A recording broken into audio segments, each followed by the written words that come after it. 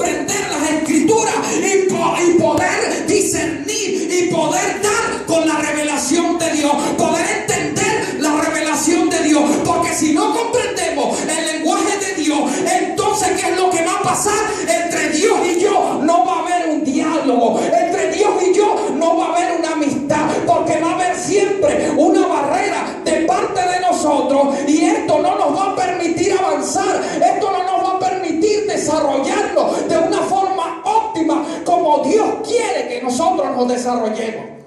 Y a su nombre. Gloria a Dios. ¿Saben una cosa? Nosotros cada día debemos tratar de averiguar esos lenguajes, esa información que Dios nos transmite a través de revelaciones y a través de la palabra del Señor.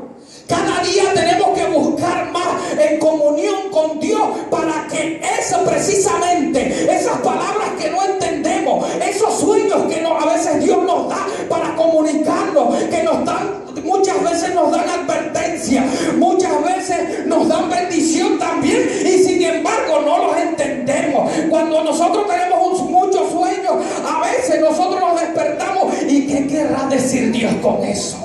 ¿Qué querrá decirme Dios con este sueño o con esta revelación? ¿Verdad que sí? A veces nosotros tenemos sueños y despertamos más perdidos todavía porque no entendemos el lenguaje de Dios, no comprendemos ese lenguaje. Amén. ¿Saben una cosa? Para uno aprender un idioma, por decirle un ejemplo, si yo quiero aprender inglés, yo tengo que meterme con Dios, yo tengo que meterme a estudiar ese idioma, tengo que sacrificar tiempo, tengo que pagar dinero para tratar de aprender ese lenguaje. Amén.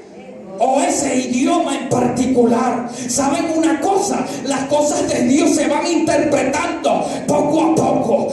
Alabado sea Dios. Las cosas de Dios van como en un proceso. Los creyentes siempre entramos en un proceso de Dios para entenderlo y comprenderlo. Y ese proceso siempre dura toda la vida. A medida que el creyente se mete con Dios, va adquiriendo las cosas de Dios, va descifrando los misterios de Dios. Recuerden una cosa, que el Antiguo Testamento era un pastel, era como un pastel redondo, dividido en trocitos. Cada revelación que Dios daba en el Antiguo Testamento era un trocito del conocimiento que había de venir. La revelación nunca Dios la puso junta, la revelación nunca estaba completa, y nosotros los seres humanos, a través de los tiempos, Dios nos viene revelando trozos de su palabra, trozos de su presencia, trozos de sus pensamientos. Y nosotros, si somos diligentes, y nosotros si queremos aprender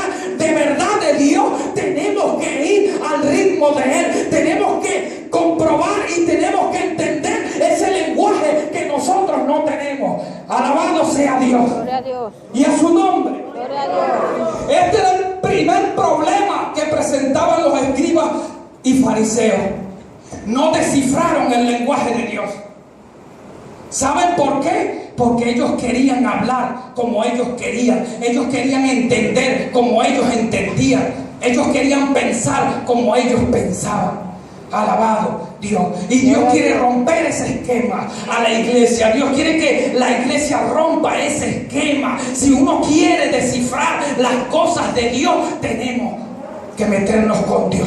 Cuando yo siempre predico a una persona, mis amados hermanos, que no conoce a Dios, yo le digo: mira, yo no te voy a poder explicar ese libro, pero yo conozco uno que es el autor del libro, como dice en el Nuevo Testamento, que Dios inspiró. O sea, Dios inspiró al hombre para que escribiera la escritura y para que la entendiera. Yo siempre le digo: mira, Dios es el que te puede explicar la escritura, porque Él fue el que la diseñó. Él es el autor de la Biblia, y hay algo que yo no puedo entender, que yo no te puedo explicar a ti, pero Dios, que es el autor de las escrituras, te lo puede explicar, porque Él sabe el lenguaje, porque lo escribió. Alabado sea Dios. Y a su nombre.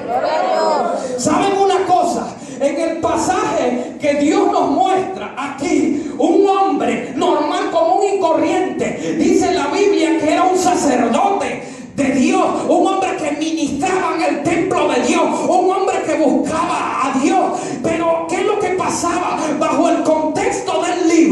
sabemos algo importante, que Dios había entregado al pueblo de Israel a los caldeos. Dios había entregado al pueblo de Israel por su desobediencia a una potencia extranjera, y Dios lo había puesto a ellos ahora no como seres libres, no como cabeza. Ahora ellos iban a ser cola de esa nación, ellos iban a ser esclavos en esa nación.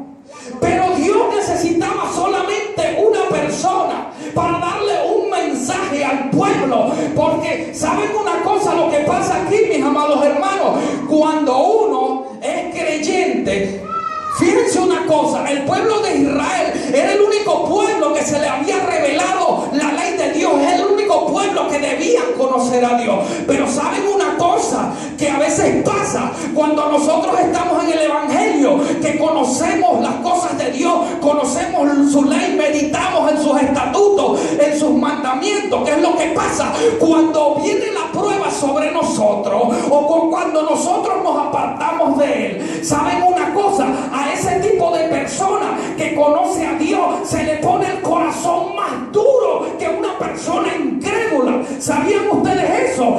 Esas personas que conocen a Dios y cuando entran en una prueba no pueden entender por qué están pasando la prueba, y las personas se le endurece muchísimo más el corazón y por eso no quieren escuchar la voz de Dios. ¿Saben por qué? Porque Satanás, en vez de amor ponerle en el corazón, lo que le pone es odio, y toda la rabia que concentra esa persona es hacia el Creador, no es hacia las personas realmente, sino hacia Dios. Ese es el peligro que existe entre nosotros, que conocemos la ley de Dios. El pueblo judío la conocía perfectamente bien, pero ¿qué es lo que pasa? Ellos se apartaron de Dios, ellos siguieron otras culturas, siguieron otros dioses, y entonces Dios los entregó a personas, los entregó a manos del rey de Babilonia. Alabado sea Dios. Este es el contorno del libro. Ezequiel estaba esclavo en una tierra que no era de él. ¿Ok? Pero no solamente eso, había más cosas todavía por venir. Y por eso es que Dios se le presenta a Ezequiel.